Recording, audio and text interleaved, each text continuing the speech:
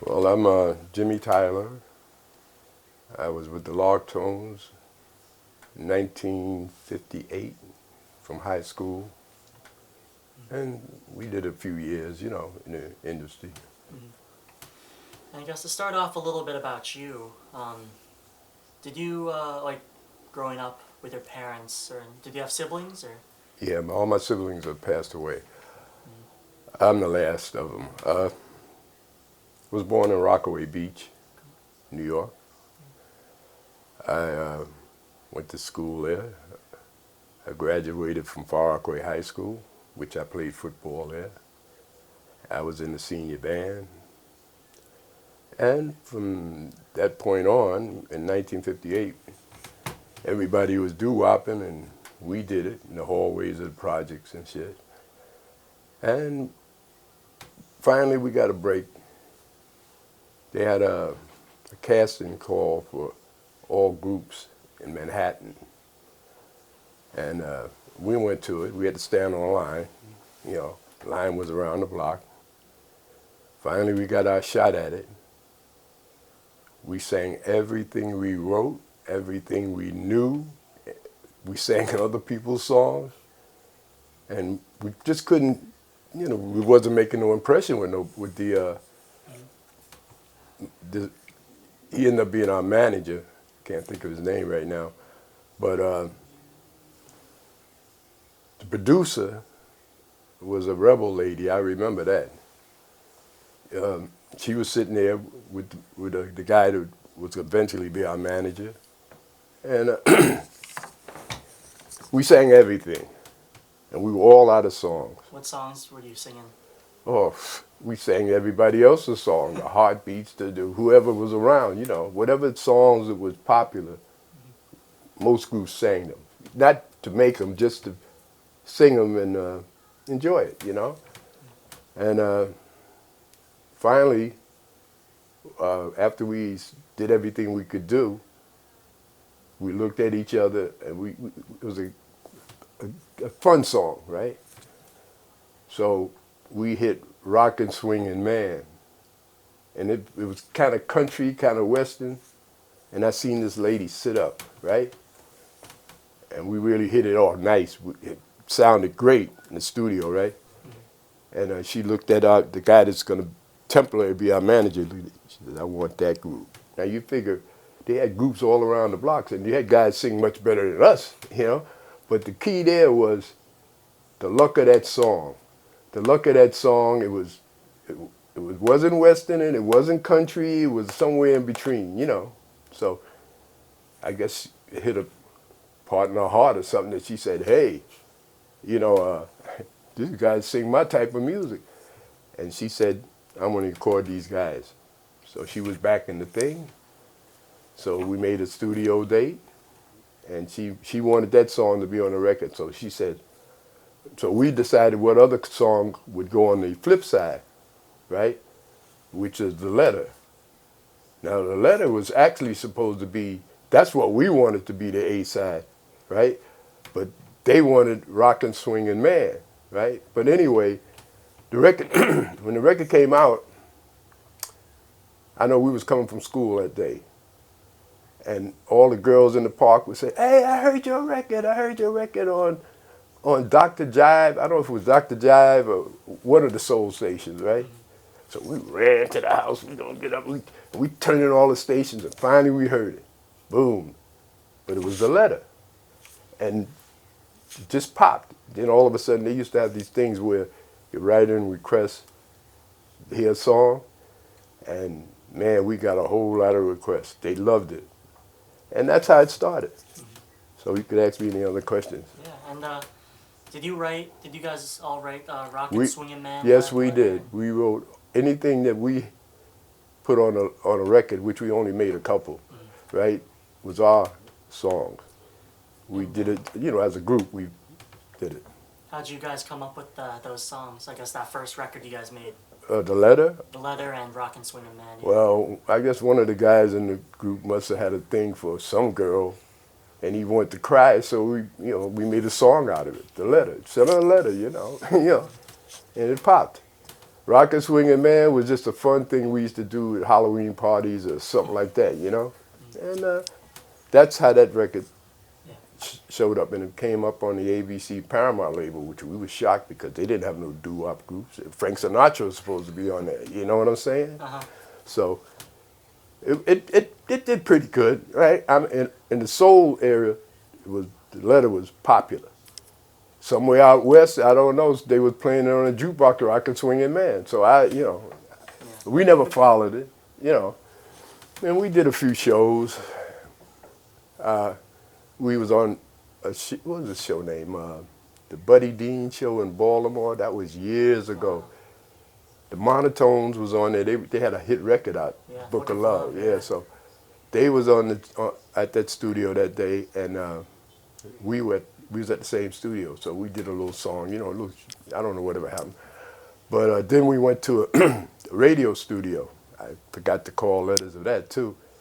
And we were there with the Everly Brothers were there that time. So, you know, Don and Phil, you know, they were big, you know, they was like superstars, right? You know, we were just like popular in our own little way, but you know. Not nationwide. No, not nationwide. But we had fun. You know, what can I tell you?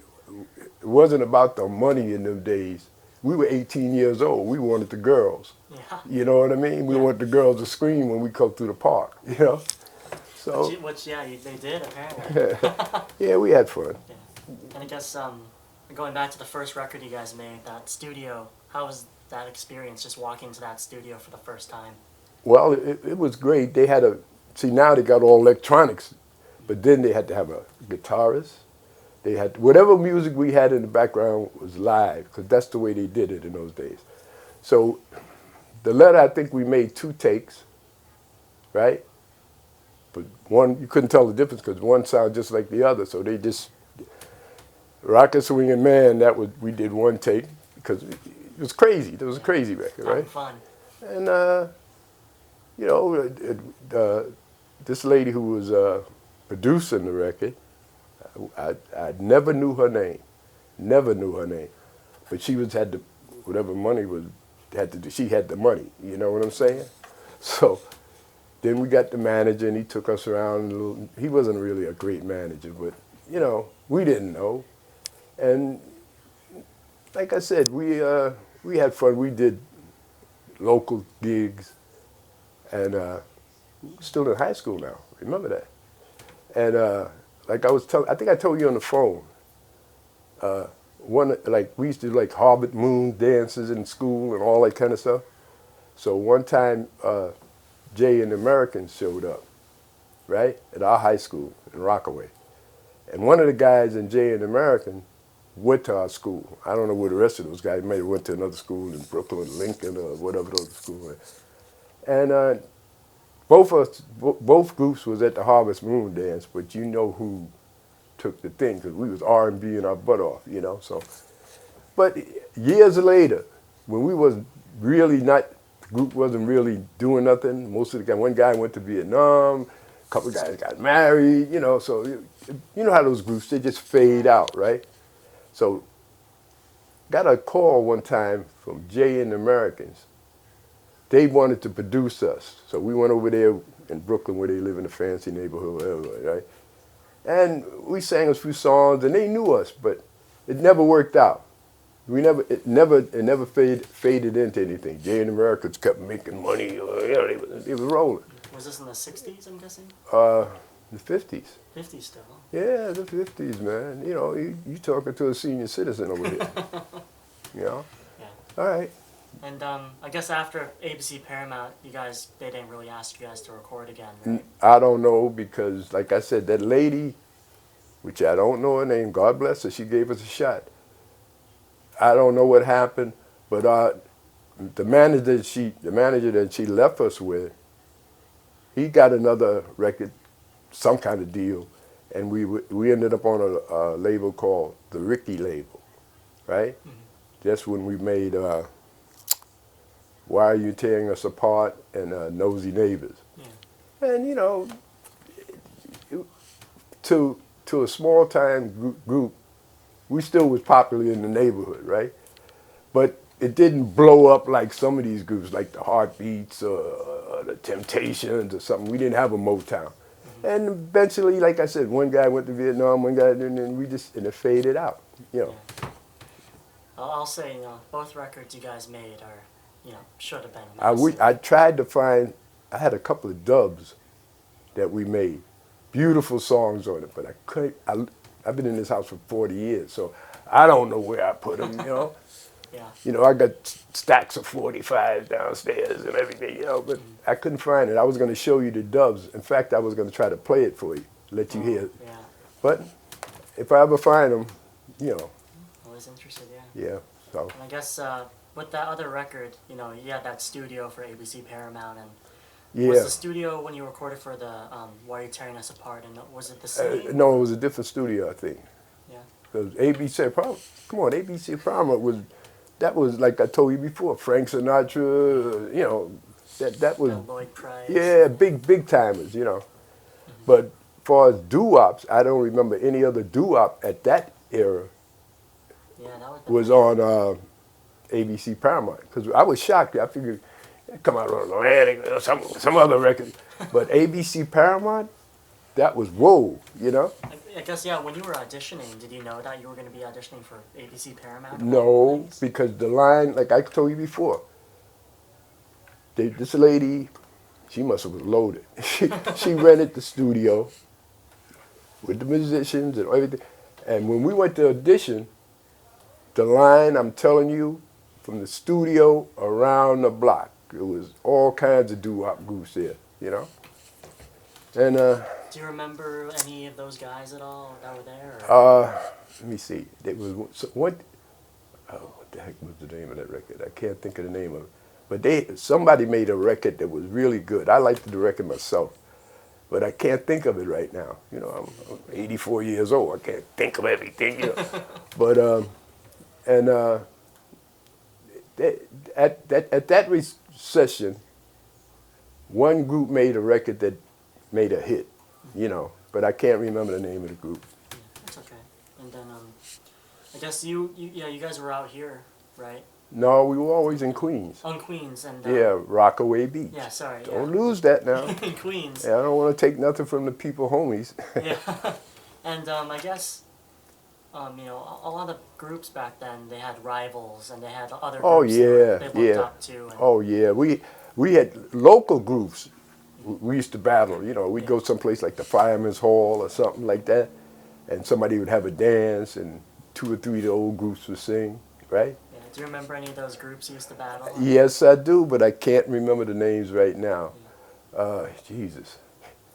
I should have. I just can't remember names. But we had one local group that thought they were better than us, but we used to shut them down all the time, right? So Yeah. I can't think of the name of the group right now. And around your area, I guess, were there any other groups that recorded you know of? Or? The only other group in Rockaway Beach, I'm talking about, that made a record was a spiritual group called the Golden Arrows. Their record came out about the same time ours came out. And it was a nice spiritual record, I wish I had a copy of it right now. They were a good group, but they did spirituals. When you go to church and they sang, dude, it was great. You sat up a little bit? Yeah, it was great, Oh, that's really fun. That's really cool. It's always fun to hear about the battles and stuff. Yeah, well, we had it, we had them. We used to have them. Smoke them. Oh, we used to, in the projects, had a beautiful echo sound. So most of the groups, you go around different buildings, it was always a group in the hallway. They wanted the sound from the hallway, So, and we were all kids, man. I was 18 years old, right? So at one time, we sang at a place called, in Jamaica, called the Polish Hall. And Bo Diddley was the headliner, right? And we were like the backup thing, right? And it was a great party. But then the whole thing, it was a riot. I mean, people started fighting, and they had to call Long Island City to get we used to call them paddy wagons. Paddy wagons. You should have seen Bo Diddley and his band getting out the side door. Bo Diddley, they took their stuff, man. They were going out the side door, and we were right behind them, right? And it was such a rougher time that it was weird, but it made the news, right? It made the news. What was the name of that newscast? WINS New York. They used to have WINS WINS. It was on the riot at the Polish Hall, right? But you know, when you're 18, you don't care. You know, all you want to do is have fun, Yeah. right? But these groups now, they go for the big bucks. They know they produce their own stuff. They their own writers. But back then, we did all our writing, but it was our little stuff, right? And I don't think I ever got I don't remember getting no royalties from Rockin' Swingin' Man, But they robbed everybody at the time, That it's all so, those groups. It's so sad, it's such a Yeah. common story. It's But like, yeah. that's what the deal was. Some groups that had a little bit more power, or had a little bit more education, or had a good manager, or somebody steering them in the right of way, they made a few bucks. They got the little Cadillacs and stuff like that. But most of those groups, they got groups that I don't even know the name of that made the record. You know what I'm saying? Yeah. And that's what the times. The 50s was something else, man. So many groups. Yeah, Probably so- thousands. yeah, so like I said, we were really good. A few years, after we got out of high school, things changed. We started doing little nightclubs and stuff. We could go in, But it was experience. I'm not sorry I ever did it. My father wanted me to stay in the candy store, work his candy store, but I was going with the boys. Oh yeah. So. And I guess. And then, like my father and his little group, a lot of veterans, old-time veterans, right? Mhm. We'd sing in the candy store. And my father had a candy store right on the corner, right? And all his boys would be there. He said, man, your boys are good. Why don't you try to make some money with them? My father, I ain't getting involved with it. I don't even want them to sign the papers. That's when, it's terrible. But we all, that's what life back then. I mean, that's the way it was. Some guys made it. Some guys didn't. Mhm. Now, the two guys that went to Woodrow Wilson High School, which is now called August Martin, they changed the name. They would go in the same school with the Heartbeats. The Heartbeats was the big shots in that part of Jamaica, And of course, they made quite a few nice records. And it was one of those. It was like everybody did it. Every neighborhood had a group. So what can I tell you? Some made it. Some made it big. Some just made it. Some was known. Some wasn't known. Now here it is, 50 years later. You asking me about my group. Well, you could see I was a kid there. Yeah. You know what I mean? So what can I tell you? But it was fun, Yeah. and it was an opportunity for a lot of black entertainers that wasn't, the type of entertainer would go to Vegas or something, So local entertainment was great. And so if you got on Ted Steele's Bandstand or the Jocko Show or something like that, you made it. You know what I mean? And we was on Ted Steele Bandstand for a hot second, right? And because they wasn't bringing groups in there like that. Later on, Soul Train and all that stuff is great now. But back then, it was like you heard Alan Freed, right? Yeah. He pushed a lot of groups to at least get a little piece of the airways, right? Mm-hmm. But the black studio stations, I give them credit. They played records, man, that you never would hear on CBS or these big, Yeah. But man, you know how to turn that dial right to the soul station, R&B station, right? And you played it in your car. You played it when you had those little hand radios, or you're in the park. We had our own culture when it comes to that music. But then sooner or later, when Ted Steele and all the they got into it, they started bringing entertainment into the main media. Then it became big. Then here it is, 20 years later, you get Soul Train, right? And it's great. You know, I'm happy for everybody that made a few bucks. I didn't make nothing worth nothing. You know, but it's it was fun. I enjoyed it. I just wish some of my buddies were still around. Now I'll show you. This is Tommy Chapman. He's the only other guy alive beside me, right? Chapman. He was our first tenor. Marvin was a baritone lead. Burke was the bass. He was the lead, and he wrote most of the songs. And there I was the second tenor baritone. Wow. And that's the way, because my group, depending on the song, we put the best voices into the song, right? Like you might hear, "Why Are You Tearing Us Apart?" You'll hear Chappie say, "At first you love me," real loud, you know, pretty, right? Nice falsetto. And then when he do that little part, Junie was the real leader, and he would bring the word melody into it. And, you know, we worked around, like in Rockin' Swingin' Man. I did the vocal in there, you know, because I knew how to do that country Yeah. thing. You know, The whole twang. yeah, I had the twang, so I had to like it in the winter, you know, I knew how to do it, so they put that, I did that. Oh wow. So, you know, like I said, my group was versatile.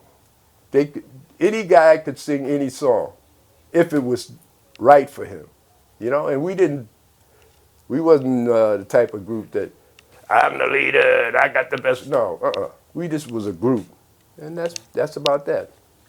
Because yeah, it's another common story. You have that same lead on everything. It's always No, like no, me. no. Then it becomes I'm going out on my own, you know. Yeah. Especially if the guy or the female, whoever had a good voice, they always break away.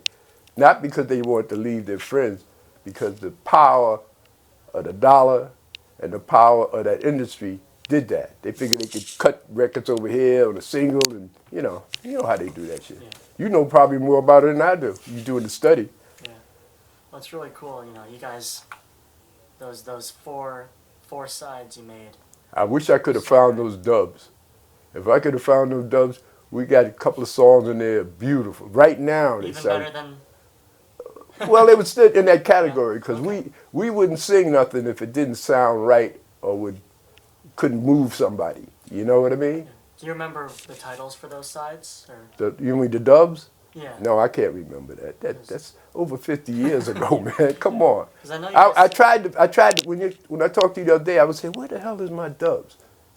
Now I got tons of record in the basement. I don't know where this suckers is. I thought I put them someplace special because we never cut them, but we made them. You know what I mean?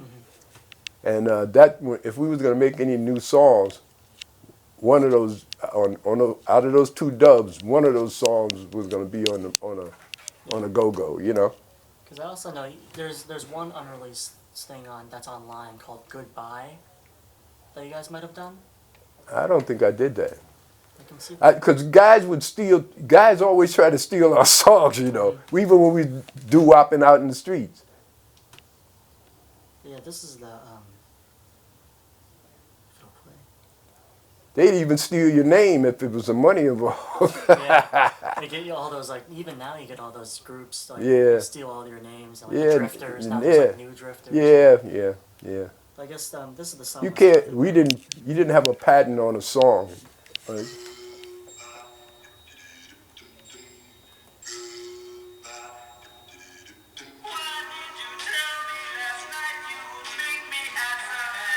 No, that's not me. Not us, not you. Nope. But I heard that before because I think they tried to use our name on something, the Lark Tones. On Yeah. every. But we made 2 songs on 2 records. You understand? Yeah. Plus the 4 or 5 dubs that we had laying around or something. But those 2 I could actually say was ours. The Letter, Rockin' Swingin' Man, Nosy Neighbors, and Why Are You Tearing Us Apart? I wouldn't lie to you. I wouldn't take credit for their song. I don't want to know nothing about that. I told you about the 4 songs that we recorded. Perfect. And I guess is there anything else you want to say or? No, like I said, like I told you, we were in high school. I went to Far Rockaway High School.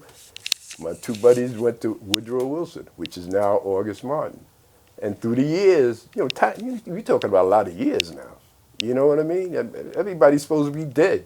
I never thought I'd live past 35, but here I am, almost 85, right? So, Perfect. Well, I thank you so much for. okay, doing I this. enjoyed you. You're a very good interviewer. Thank you. And